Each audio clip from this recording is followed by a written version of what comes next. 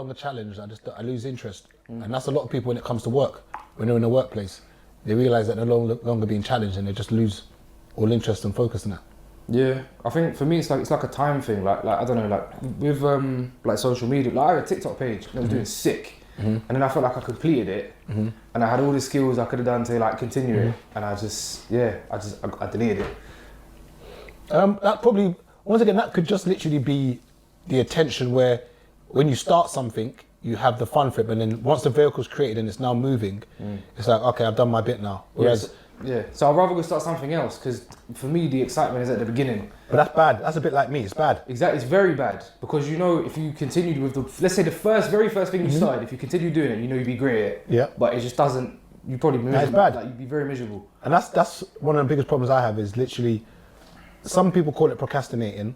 Some people will call it something else. Like I'll start something, the vehicle will begin, and then when I then realise, okay, it's done now, instead of me to continue pushing that thing, I just fall back, and it's bad. Because I almost never complete anything, because it's not really complete if it's not got to the stage, it's full potential. Yeah. Do you know what I mean? Like for instance, I might say, oh, I want to start gym. I might start benching 3 plates and say, okay, I'm happy with 3 plates. Whereas my full potential could have been 4 plates, but because I've just got to 3 plates, I'm like, yeah. I think for me, it's like using that example, it's knowing that I can do the 4 plates. I just have to commit time to it, and it's not a challenge. It's just okay. I just got to do it. And then I don't know, things that like require repetition bore me, because it's just the same thing on my feet, and there's less and less dopamine in that. Yeah. Do you know what I mean? Once again, I'll say that's what a lot of people suffer from in the workplace. Is that monotonous Groundhog Day where they wake up, go to work, the same thing, and it doesn't challenge them. And then when they can't progress in that workplace, then they feel stuck. And even the other day I was saying that, but then again, I think you can negotiate with it. Because I said the other day that anything you can't negotiate with, you become a slave to.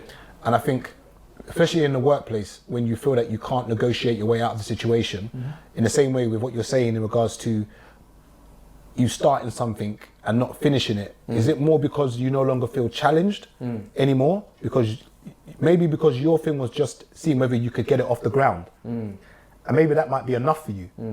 But then you've used your time to get it off the ground. What next then?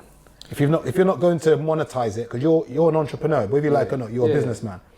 So is that worth your time just to be starting things and not finishing it? No, of course not. But then I don't know. So it's to my understanding. Obviously, I haven't got my diagnosis yet and stuff. But it's to my understanding that I fall into the bracket of twice exceptional. So like, I'm very good at what I do and what I kind of stick at and things I start. But then like my inattentiveness just makes me average, because I just have a bunch of open tabs that don't get finished. So I think maybe it is because of the lack of challenge. But I think it's a lack of challenge in my mind, because if I do something for a week, I get very good at it. And I know it's just a matter of time until like I'm like, I don't know, do you know, up there, do you know what I mean? But then that's boring, because it's like, I just kind of wanted to know if I could do it. And it is bad from a business perspective, because you're just wasting time and resources on a bunch of projects that don't really go anywhere. Yeah, that's the only negative side of that, is your time that you're losing. But as I said, when I was younger, and they labelled me with ADHD, why they believed it was true is because I couldn't focus on even one computer game. So I would literally pick up a computer game for 30 minutes, play it, put another computer game in, play that for 30 minutes, put another computer game in. I'd pick up a book, read it for maybe 20, 30 minutes, put another computer game in. Like, it was that bad that even up till now, I struggle with just focusing on one thing. You know, and it's gone up throughout my life, where I now struggle. I have to make a conscious effort to try my best to complete something fully to the end, because I just don't have I have the capacity, but I just can't. That's why I've started systemizing now. Like, I'm putting things in place to kind of like, they're still going even if my attention is kind of like elsewhere, but then I can always come back to it. And like, I don't know, it seems like you leave things for long enough, they kind of go shit, and it's like you come back and it's a new challenge. Then that kind of gets me back into it. But it's bad, man. It's proper bad. Like, I haven't found a way around it. But like, so 1 second, that food really smells great. Why would you? That's not nice. No, because I don't see a big enough bag for the rest of us in here. How was it brazy Because then? You his didn't enjoy performance yourself? was very good. Like, he was going ham, but you know what I didn't like as well? See me, I like when the crowd participates. I said it on Twitter. K-Trap had a better acapella performance. His warm performance. Yeah, I saw that tweet. Bro, his music, like, big Chris Breezy, you know, bro. He was singing, I don't know, excuse me, miss, whatever. The crowd wasn't even really participating. It might have just been the day that I went. I went on Valentine's Day. So it might have been that day that no one didn't really want to, I don't know it, but I saw other days on people's social media and it looked like it was going off. Can you separate someone's private life from their art? So a lot of people have had issues with Chris Brown saying that, you know, what he did with Rihanna in the car, to me that was just a fight. Okay, and then what happened with Karrueche, where apparently she put a restraining order and a stalking against her. Because you're stalking her, they put a restraining order against him, so he couldn't come within like a few meters. So people are saying that why is Chris Brown being heralded and people going to his concert? That, you know, that means you're basically saying it's okay to hit women and okay to stalk women. And I'm saying, at what point do we forgive somebody, and at what point can you separate art from the person's private life? If someone's done something 20 years ago, like, you gotta let it go, man. Nah, my thing is, if I don't know the person personally, I can separate it. Like, for example, certain music I listen to. If like, my friends that rap, I know they've really done that, so I take to the music a bit more, if that makes sense, whether it's good or bad.